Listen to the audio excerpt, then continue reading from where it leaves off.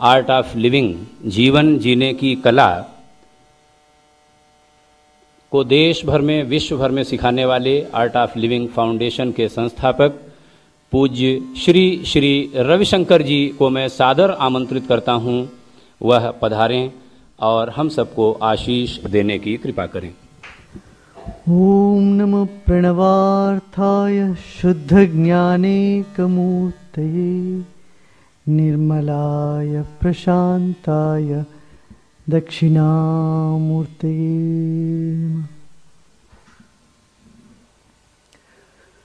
पूज्य स्वामी जी ने अभी बहुत सुंदर तरीके से फरमाया गायत्री मंत्र का। तो गायत्री मंत्र का सार है प्रणव, और प्रणव पांड्या जी भी बैठे हैं हमारे पास में।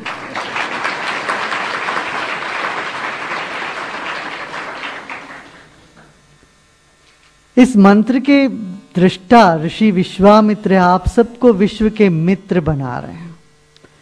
तो गायत्री मंत्र का आप अनुष्ठान करते करते सारे दुनिया के आप मित्र बन जाओ, कि ऋषि तत्व आप में उतरते हैं। ऋषि देवता छंदस ये तीनों मिलके ही एक मंत्र का सार होता है। कुछ जान के चलो, कुछ मान के चलो, प्रेम से सबको गले लगाते चलो। ये देखिए, हम सब कुछ जान नहीं सकते, कुछ कुछ जान सकते हैं, कुछ तो मानना ही पड़ेगा। हर बात को यदि सिद्ध करके ही मानोगे ये तो नहीं चले। कोई कहेगा ये जहर है भाई, तो मानना पड़ेगा, नहीं मैं पी के देखूंगा, ये तो नहीं कह सकते। कुछ तो मानना पड़ेगा, कुछ तो आपको जानना ही पड़ेगा। कोई कहे बहुत मीठा है, मान के चलने से नहीं चलेगा। आप चक्के देखो मीठा है कि नहीं, कड़वा है। तो मुस्कुराते चलो और सबको अपनाते चलो। और हमारी जो परंपरा है, ऋषियों का जो ज्ञान है, इसका उजागर करते चलो। तो जितने भी आप पढ़ते हो, फिर भी अपने भीतर दो भोलापन है, बालकपन है, उसको मत छोड़ना। थोड़ा शरारती बने रहो और मुस्कुराते रहो। पढ़ के मैं बहुत पढ़ लिया हूं, ऐसे अहंकार नहीं करना। हमेशा विद्यार्थी की एक जो घनता है, गांभीर्य है, उसको बना के रखना जीवन में। तब है ना, हम विद्यार्थी, हर विद्यार्थी का जो समय है वो पूरा जीवन भर चलना चाहिए। जीवन भर हम विद्यार्थी बने रहे। ये भाव यदि हम में रहे तो विनम्रता रहेगी, सबसे लेने का ये का भाव रहेगा, प्रेम रहेगी। फिर तनाव से मुक्त जीवन होना चाहिए। अहंकार और तनाव से मुक्त होगो तो फिर आप सबको जोड़ भी सकते हो, सब जगह यशस्वी से काम भी कर सकते हो। मैं कुछ हूं मान के चलता है व्यक्ति तो कभी ना कभी मार खाता है।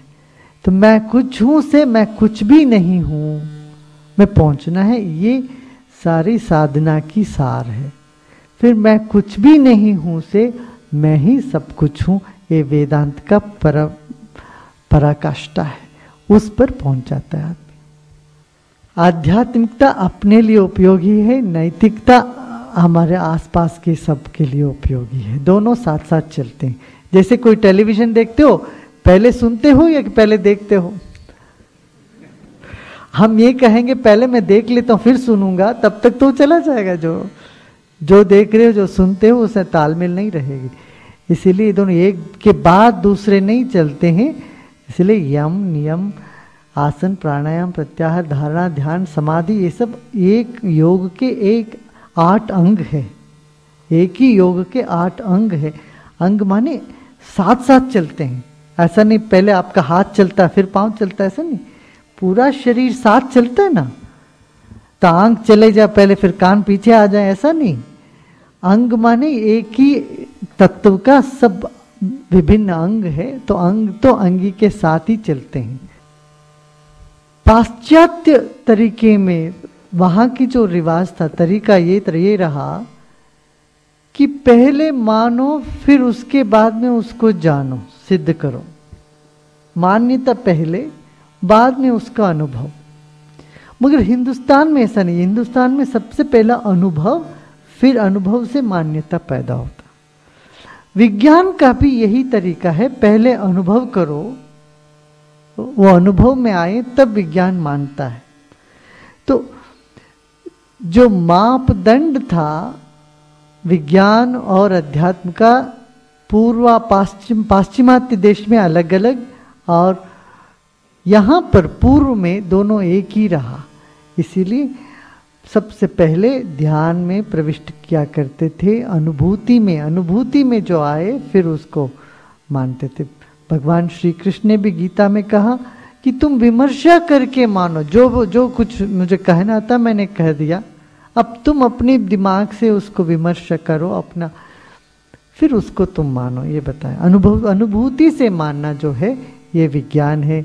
इसीलिए हमारी जो परंपरा है ये अध्यात्म और विज्ञान को अलग अलग मानता ही नहीं, दोनों साथ साथ चलते हैं। अगले चरण की ओर बढ़ते हैं।